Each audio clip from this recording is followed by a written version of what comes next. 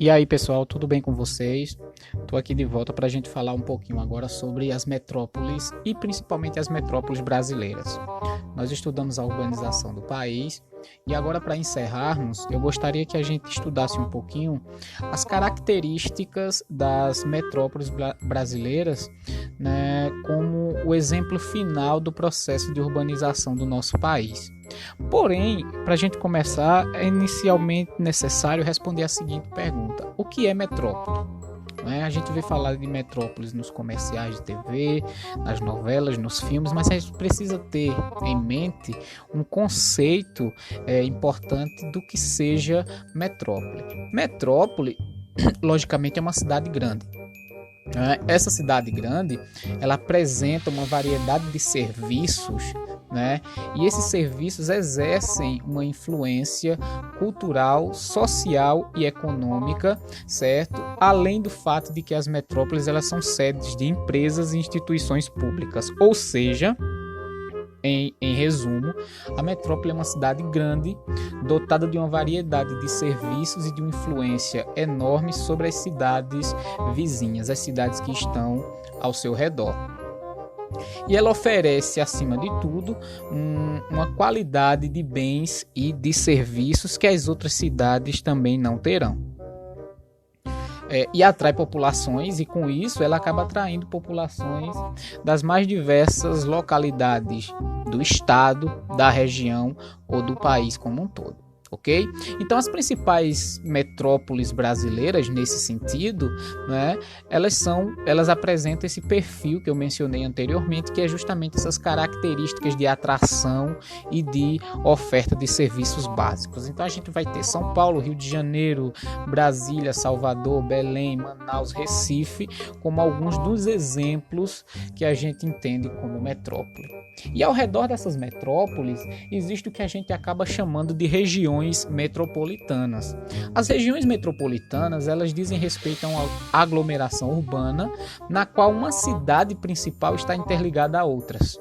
Então nós vamos ter a metrópole e todas aquelas cidades que estão ao redor dessa metrópole, elas formam a região metropolitana.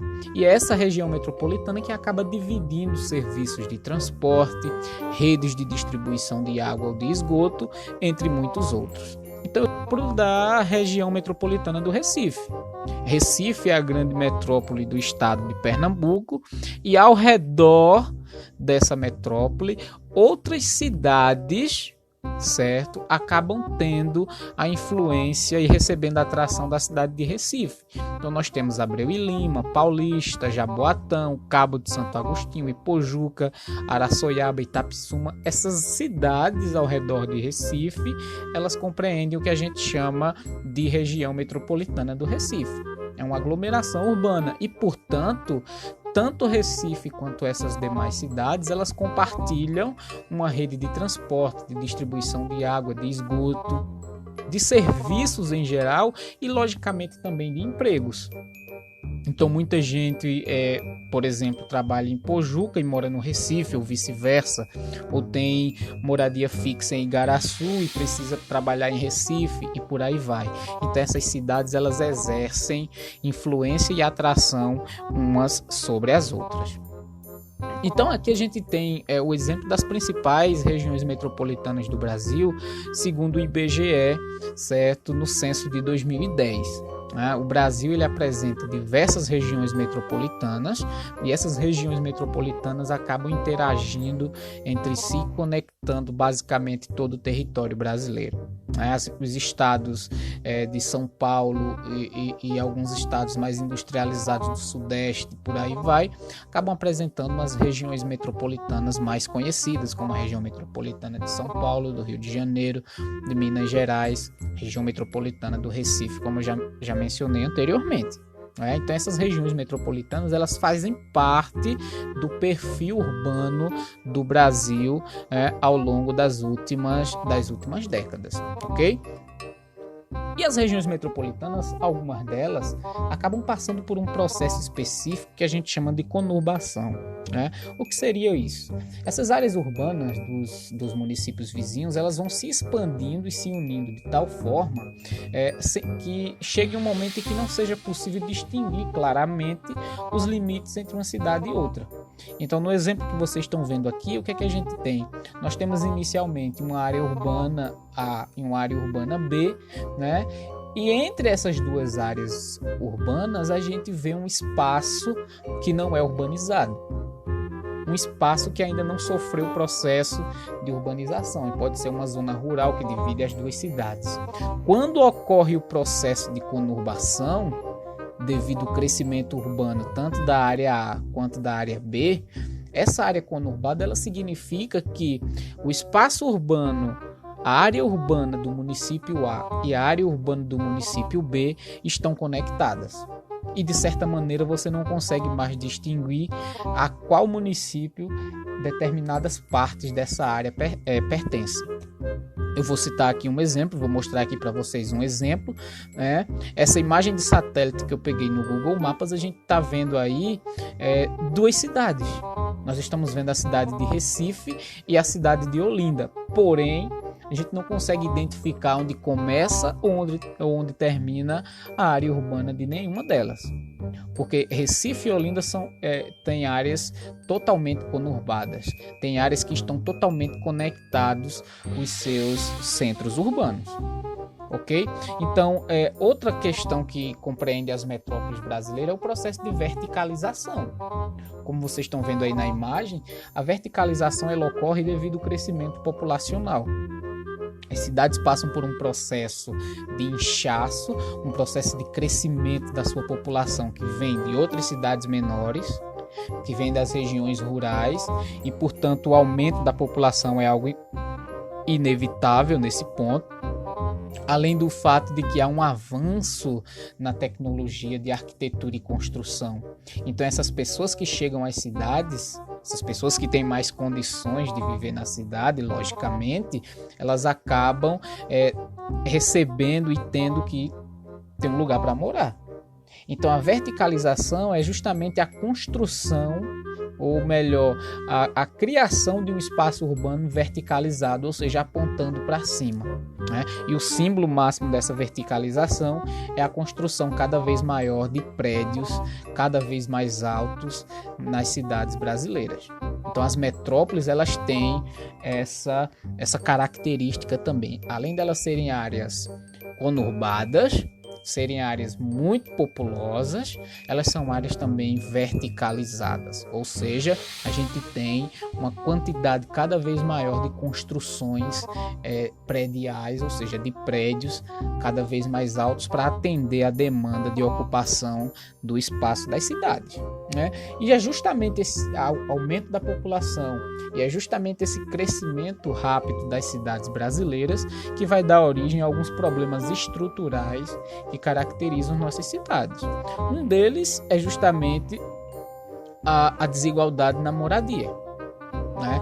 Uma parte considerável da população das cidades habita em situações precárias, em lugares irregulares, como os córregos, os leitos dos rios, os morros e as grandes favelas brasileiras. Outro problema é o desemprego. Essa chegada maciça de população na cidade em busca de melhores condições de vida gera uma consequência imediata que é justamente a falta de vagas de trabalho para todo mundo, dando origem a um desemprego estrutural, né, muito significativo e característico das nossas cidades. Outra coisa é o aumento e a dificuldade, melhor dizendo, no sistema de transporte. As pessoas se deslocam de carro de transporte público e as cidades ficam lotadas de automóveis e com engarrafamentos cada vez maiores. A violência urbana, né, caracterizada e em muitos dos casos causada pela criminalidade em decorrência do tráfico de drogas e de outros crimes mais conhecidos, né? A falta de saneamento básico, né? Muitas dessas moradias irregulares que eu mencionei anteriormente, elas não têm acesso à água tratada e a esgoto, bem como a poluição dos centros urbanos, tanto a poluição do ar quanto a poluição dos rios e outros tipos de poluição. Então essas metrópoles elas são caracterizadas por esses problemas que eu mencionei anteriormente, né? Assim como as metrópoles, as megalópoles elas também são afetadas. A megalópole é um aglomerado de várias regiões, de várias metrópoles ou regiões metropolitanas, né? Como exemplo, o Brasil só possui uma megalópole, e a megalópole brasileira é a megalópole Rio-São Paulo, né? Então você tem uma área estreita que liga essas duas grandes regiões metropolitanas e, portanto, é um aglomerado de várias metrópoles. As cidades elas estão conectadas, como já deu para a gente perceber, né? E essa conexão entre elas obedece a uma hierarquia, né? Hierarquia urbana. A hierarquia é a escala de subordinação entre as cidades. Geralmente de que forma? As pequenas cidades subordinadas às cidades maiores. Por quê? Uma cidade ela vai ser cada vez mais procurada quanto maior for o número de serviços que ela vai ofertar.